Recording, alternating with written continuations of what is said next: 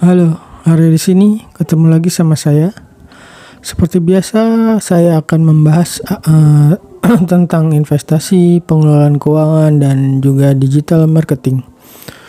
Tentu saja tujuannya untuk bisa bebas finansial. Kali ini saya akan membahas tentang 5 saham murah dan berfundamental bagus berdasarkan laporan keuangan kuartal 1 tahun 2022 bagian kedua. Sebelumnya telah dibahas 5 saham murah dan berfundamental bagus. Berikutnya akan saya sampaikan 5 saham berikutnya. Tentu saja yang harganya masih di bawah harga wajarnya serta memiliki fundamental yang bagus. Untuk fundamental hanya menggunakan 2 rasio saja, yaitu ROE dan DER, serta dinilai dari kenaikan ekuitas serta labanya. Emiten yang pertama adalah emiten dengan kode BRAM atau PT Indokorsa. Perusahaan ini bergerak di bidang industri serta filamen buatan, kain ban, benang nilon, dan benang polyester. Produk dari perusahaan ini antara lain ada kain ban, benang nilon, dan benang polyester. Indokorsa merupakan perusahaan pemasok utama bahan penguat ban yang cukup premium di kawasan Asia Tenggara. Hasil produksinya itu dipasarkan tidak hanya di dalam negeri, tapi juga di luar negeri hingga Eropa, Asia, dan Timur Tengah. Berdasarkan laporan keuangan kuartal 1 tahun 2022, perusahaan ini membukukan kenaikan laba jika dibandingkan dengan periode sebelumnya. Pada kuartal ini, BRAM membukukan laba sebesar 9 juta US dollar.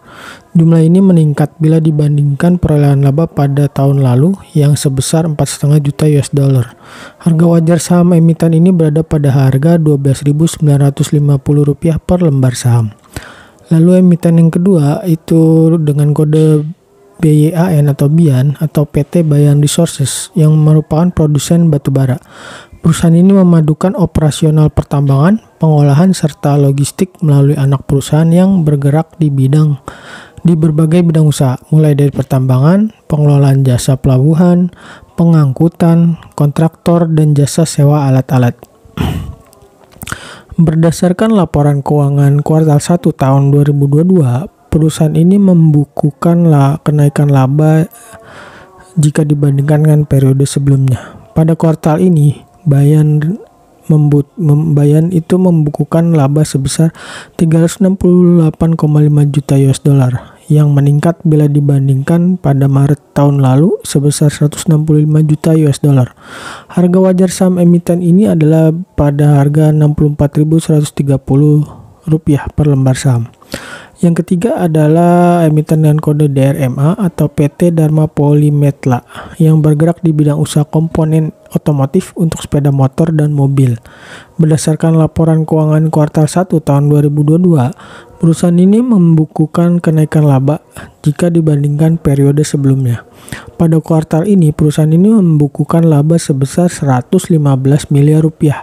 Jumlah ini meningkat bila dibandingkan pada periode tahun lalu yang sebesar 52 miliar rupiah. Harga wajar saham emiten ini adalah berada pada harga Rp979 per lembar saham. Emiten keempat adalah emiten dengan kode DSNG atau PT Dharma Satya Nusantara, adalah perusahaan yang bergerak di bidang pengolahan kayu berkualitas untuk diekspor. Seiring dengan perjalanan waktu, perusahaan ini juga masuk ke dalam industri perkebunan dan pabrik kelapa sawit, serta industri produk kayu. Berdasarkan laporan keuangan kuartal 1 tahun 2022, perusahaan ini membukukan kenaikan laba jika dibandingkan periode sebelumnya. Pada kuartal ini, DSNG membukukan laba sebesar 204 miliar rupiah. Jumlah ini meningkat bila dibandingkan dengan perolehan laba pada periode tahun lalu yang sebesar 99 miliar rupiah. Harga wajar sahamnya itu ada di harga Rp770 per lembar saham. Lalu emiten yang terakhir adalah emiten dengan kode EPMT atau PT Enseval Putra Mega Trading.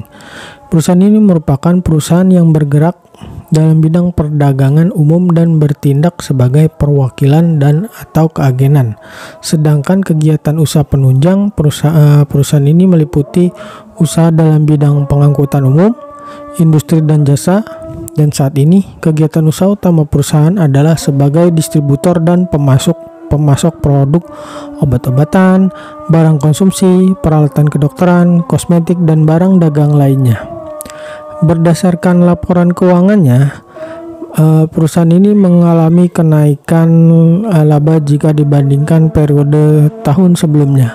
Pada kuartal ini, perusahaan ini membukukan laba sebesar 263 miliar rupiah, yang meningkat bila dibandingkan perolehan laba pada periode sebelumnya, yaitu pada periode Maret 2021 sebesar 231 miliar rupiah. Harga wajar emiten ini pada harga 3.896 rupiah. Baik, itulah 5 perusahaan yang harga sahamnya masih tergolong murah dengan fundamental yang tentu saja cukup baik.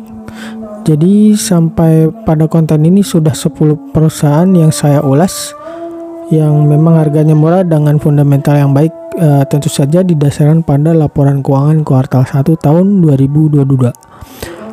Ingat, ini bukanlah rekomendasi untuk membeli atau menjual saham. Saya hanya menyampaikan informasi saja.